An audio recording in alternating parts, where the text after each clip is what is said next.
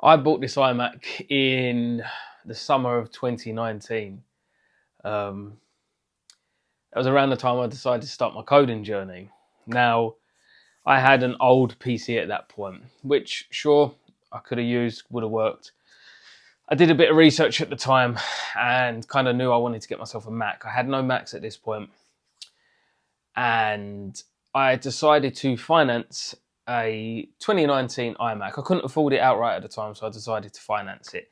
And it was sort of a commitment or a promise to myself that I'll see it through, because if I was paying for it monthly, I was going to use it and I was going to spend time on it. And if I was spending time on it, I was learning how to code.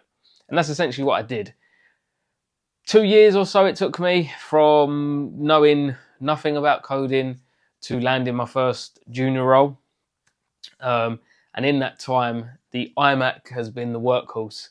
And it's I've done a lot, it's seen a lot. I've done a lot of tutorials on this thing. I've written a lot of lines of code. And it took me from postman to developer. So I'm going to be sad to see it go, to be honest. We're due an upgrade, so let's get into it.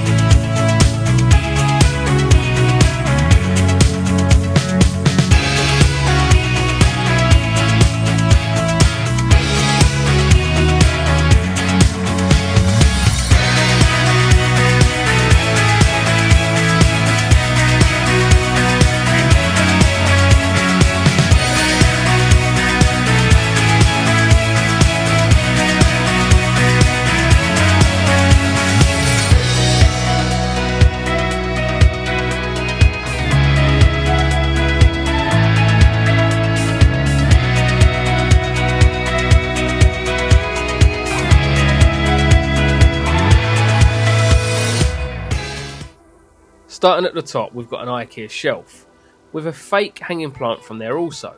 It's a nice way to add a bit of green to the setup without having to worry about keeping it watered. Moving on to the Star Wars collection, we've got the Darth Vader Lego head. Lovely little build this one, and with most Lego, looks great when displaying. The posters I bought from Amazon, but I have been made aware that they're an Ollie Moss fake or replicas.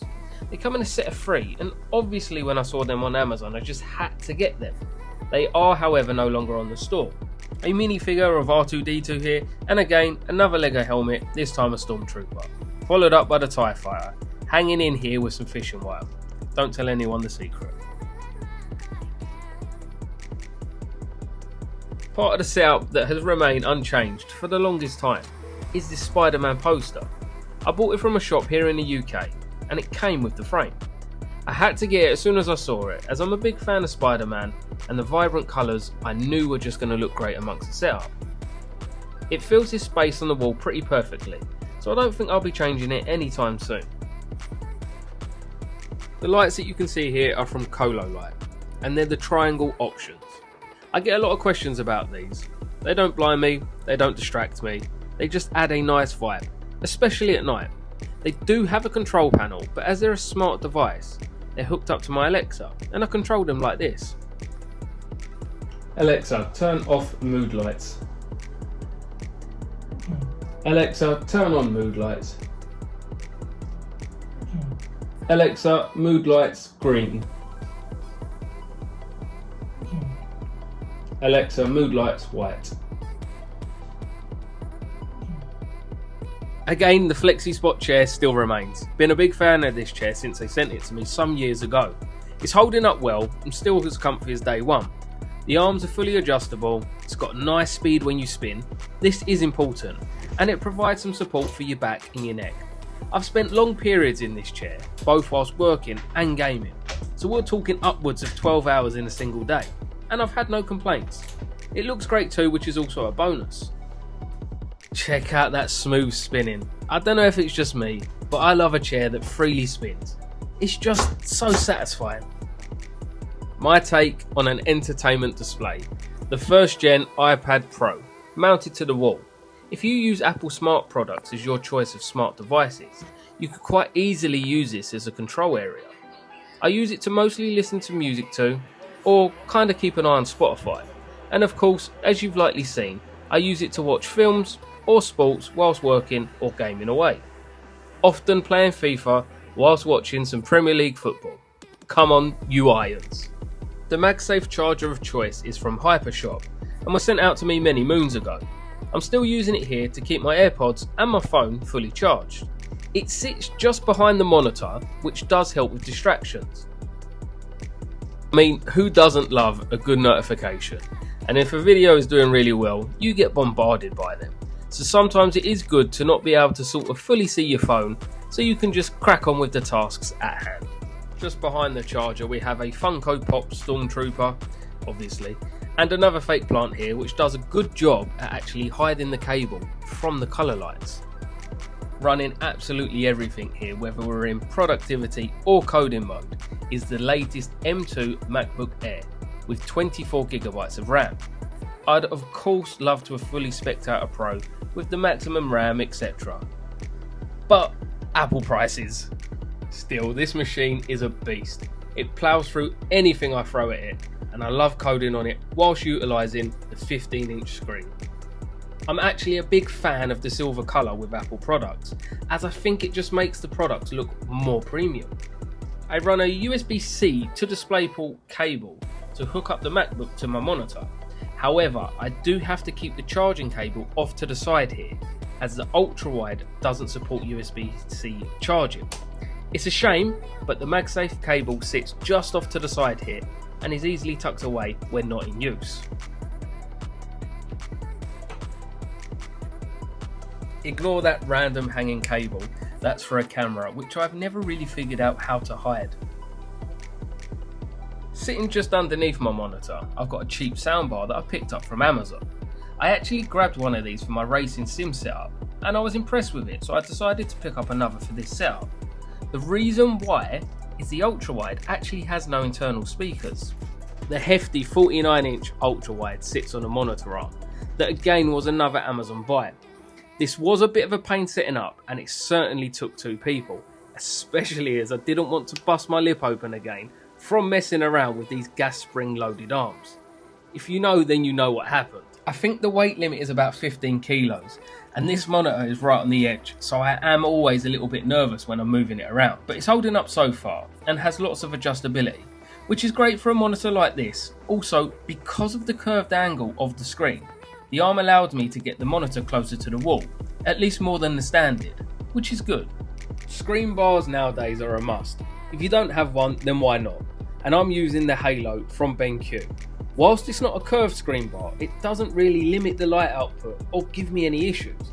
I think it still looks decent and works as intended. It has a dual light system with a light on the back that you can actually have on by itself or with the light bar. A quick demo here to show that even during the day, the screen bar lights up your desk space nicely, which is why I tend to have mine on at all times.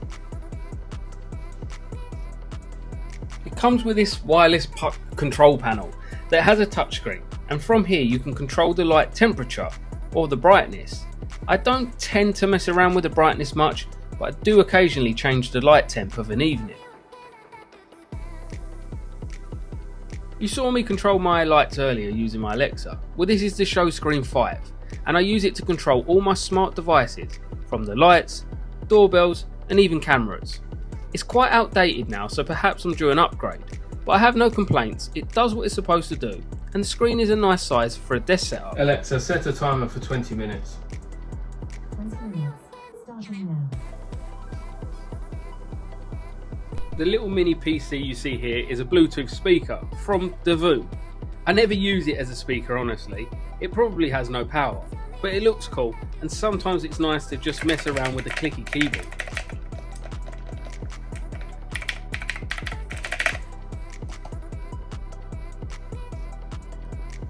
Another recent addition to the setup is the Prism from OME Home. They were kind enough to send this out to me. It's a preserved moss inside this terrarium, so it actually requires no watering or care whatsoever. It just says to keep out of direct sunlight. I think it looks great just set off to the side of the setup to add some more colour and splashes of green.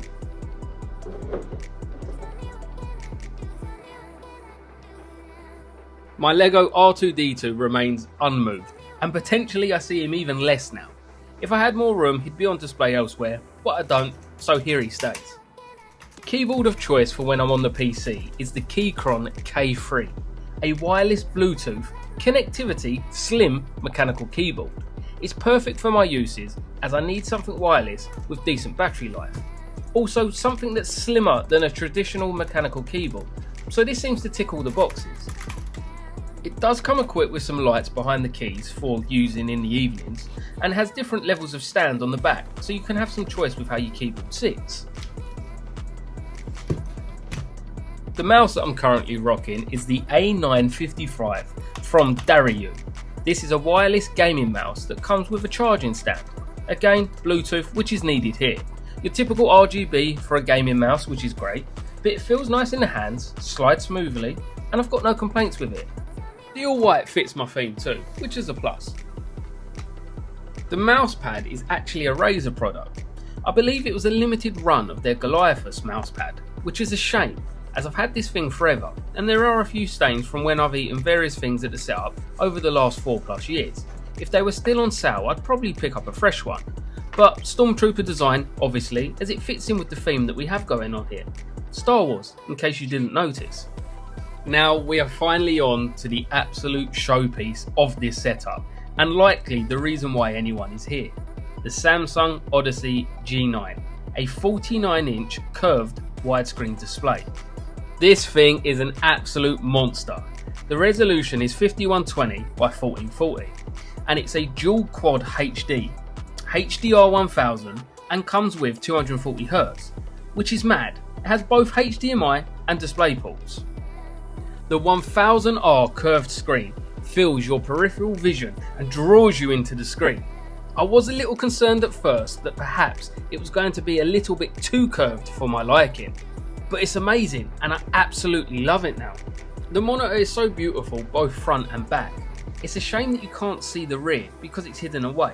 The all white plastic with various accents just give me Star Wars or spaceship vibes. Getting this thing out of the box was a bit of a surreal moment. It just looked so damn big. And again, I was a little bit concerned that perhaps I've just bought a monitor that is just too big for my setup. But I was wrong. After a couple of days of getting used to it and seeing it more and more, I just fell in love. And it's the reason why I've been enjoying gaming on my PC a lot more recently. The full 49 inches are a godsend when it comes to programming. I'm usually able to play videos on my MacBook screen and then utilise all the monitor space, with VS Code and my browsers giving me enough space to have a design on one side, code in the middle, and another browser to the right. Or sometimes simply taking advantage of the full space and maximising my VS Code and then having multiple code windows open, using macOS gestures with the touchpad to simply switch between desktops. The productivity increase from having this screen has been great. It's really been a pleasure to work on. As you can imagine, this is the screen when it comes to editing your videos. Some kind of inception shot here, but look at that timeline of all these clips. Damn, it's just so beautiful to work with. A little run through some of the options here. You can pick your refresh rate, mine's currently at the 240Hz. The monitor also has the ability to use picture-in-picture, so you could actually run two machines at the same time and have the screen split down the middle. I personally like to use the full 49 inches for whatever I'm doing, but the ability to do so might appeal to some who perhaps don't want that ultra-wide gameplay for certain games. So as I touched on earlier, the screen is actually also hooked up to my PC. I run a super long DisplayPort cable into my GPU. This is the NZ-XT system that I picked up earlier on in the year. I've been adding some nice upgrades here and there with some extra RAM, and now I have 5TB of SSD space. With the size of the games nowadays, this is very much needed. So at any time when I'm feeling it, I can simply hit the switch on the underside of my monitor and switch displays. Set my MacBook aside, grab my mouse and keyboard, and dive into some gaming. I feel like I need to say this. I'm not a pro gamer. I'm not good at games really. I'm mediocre at best. I'm an old man, and any skills that I once had in my teenage years have long disappeared. But that doesn't mean that I don't enjoy sitting down and having a game, just like everybody else. So first up we have some COD clips, and I get a lot of stick on TikTok for playing an FPS on an ultrawide. I mean, how dare I? But again, I'm here for fun.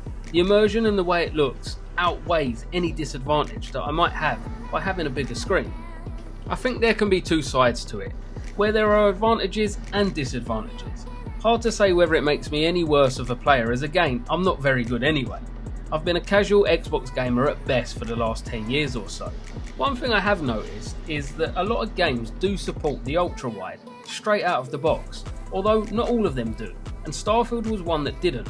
It had me googling and searching through Reddit for some fixes, which I did find, and it was a pretty easy fix to be honest. Now I can make use of all 49 inches whilst out in space, exploring planets or shooting down some spaceships. God of War is the latest pickup, and again, being an Xbox gamer, I've never really played them as I don't have a PlayStation. And wow, what a beautiful game. Been enjoying playing through this in the evenings recently, and the cutscenes have been amazing to watch. Kinda makes me just want to sit there and watch it rather than play at times. The last clip just had to be FIFA, didn't it? Being able to see the full pitch is certainly an advantage, and again, if I was any good at games, I'd be deadly with this display. And there we have it. That is my latest 2023 work from home / gaming setup tour. I hope that you've enjoyed the video. As always, everything will be listed in the description down below. If anything isn't there or you have any other questions, be sure to drop them down and I'll try to answer each and every one. As always, follow me on Instagram, TikTok, all the rest of it. You know the drill. If you like what you see, consider subscribing, and I'll see you soon. Cheers, guys.